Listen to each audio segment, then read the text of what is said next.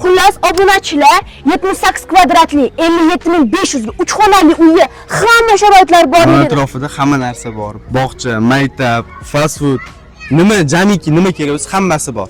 Xuddi shunaqa uyni ko'rganmisizlar? Lutchi maydalashmasan, bitta obzorni qilib beraylik, ketdi.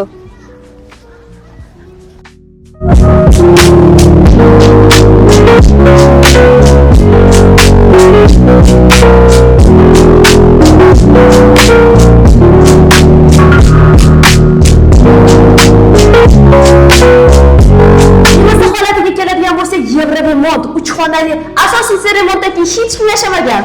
Zal, spalni, hattoki detskiy xonalargacha bor. Sening shu desangiz bor, uyi egalari vash saxiy odam lekin. Nimaga?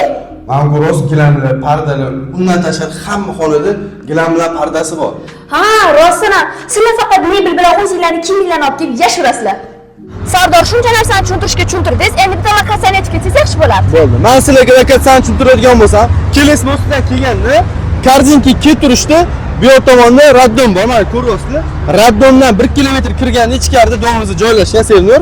Oq qo'ldagi domlar esingizdan chiqmasin, sizlarni kutib qolamiz.